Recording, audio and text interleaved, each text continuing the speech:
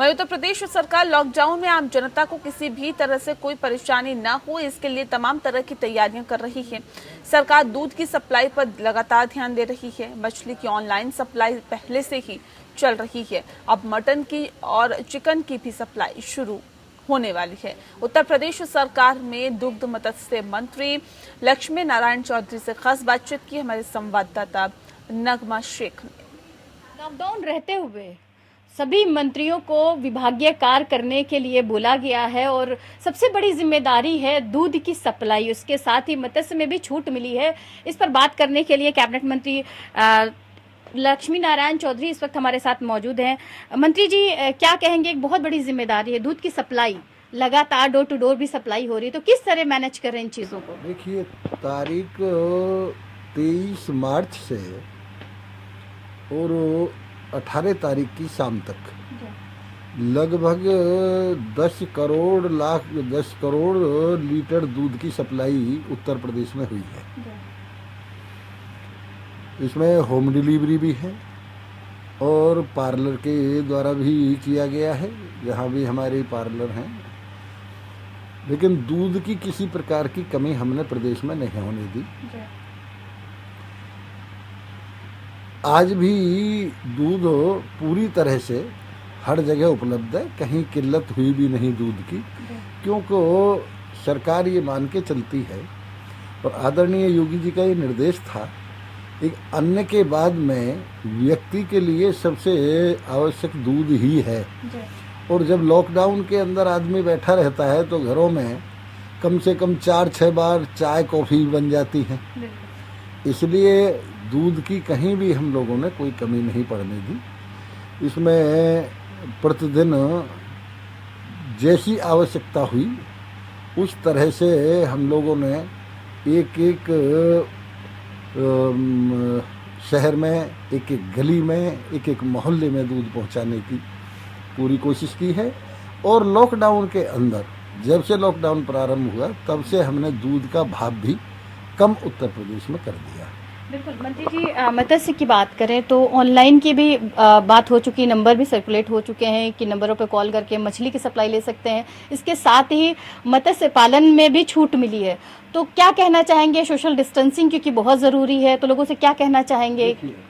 पहले उत्तर प्रदेश में समाज में एक भ्रांति पैदा हो गई थी कि मछली से और अंडे से कोरोना वायरस फैलता है। जब डॉक्टर्स और वैज्ञानिकों ने ये स्पष्ट कर दिया कि किसी भी प्रकार का मत्स्य मछली से या अंडे से या चिकन से किसी प्रकार का वायरस नहीं फैलता है, तब ये फिर अंडा बिक्री भी प्रारंभ हुई। और लगभग इस दौरान हमने हमारे प्रदेश में 15 करोड़ अंडा की बिक्री हुई है। इसके बाद फिर चिकन का नंबर आया, जब बिल्कुल गलतफहमी दूर हो गई और अब चिकन भी होम डिलीवरी के द्वारा अलाउ किया गया है। जिस तरह से होम डिलीवरी का कोई वो आता है आदेश, उसी तरह से उसकी सप्लाई के लिए हमने निर्देश दे दिए हैं और उनके पास भी जारी किए हैं। बिल्कुल, क्योंकि बहुत ज़्यादा लोग मांसाहारी भी हैं उत्तर प्रदेश के अंदर, तो लोग इंतज़ार कर रहे हैं कि कब ये सप्लाई शुरू होगी चिकन की, क्योंकि बहुत सारे लोग जेल भी जा चुके हैं चिकन जिन्होंने काटा या दुकानें खोली, तो कब तक ये चीज़ें हो जाएंगी? देखिए, मैंने बताया कि ये अभी स्पष्ट हुआ है और जब से स्पष्ट हो गया है तब से हमने होम डिलीवरी के लिए छूट भी कर दी है, पास भी बनाने शुरू कर दिए हैं। अब किसी प्रकार की कोई गलतफहमी जनता में नहीं है। अब होम डिलीवरी के द्वारा चिकन और मछली की आपूर्ति की जाएगी। बिल्कुल, सोशल डिस्टेंसिंग की अगर बात करें, बार बार प्रधानमंत्री जी भी बोल रहे हैं, मुख्यमंत्री भी बोल रहे हैं कि सोशल डिस्टेंसिंग को ध्यान में रखते हुए काम किया जाए, तो मत्स्य पालन को लेकर क्या कहना चाहेंगे कि किस तरह से लोग कोरोना को हरा पाएं? देखिए, हमने चाहे हमारे पोल्ट्री फार्म हों, एक भी केस अभी तक हमारे पोल्ट्री फार्म से कोरोना वायरस का उत्तर प्रदेश में नहीं आया है। एक भी केस अभी हमारा कहीं भी मत्स्य पालकों का ऐसा नहीं आया।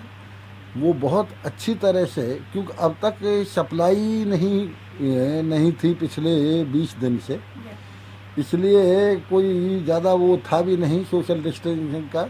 लेकिन अब उनको पूरी तरह से ये निर्देश दिए गए हैं, एक मत्स्य पालन में और मछली की सप्लाई में, चिकन में पूरी तरह से वो सोशल डिस्टेंसिंग का फॉलो करेंगे और उसमें किसी भी प्रकार के कोरोना वायरस के लॉकडाउन में और कोरोना वायरस के जो नियम या निर्देश सरकार ने दिए हैं उनका 100% पालन करेंगे।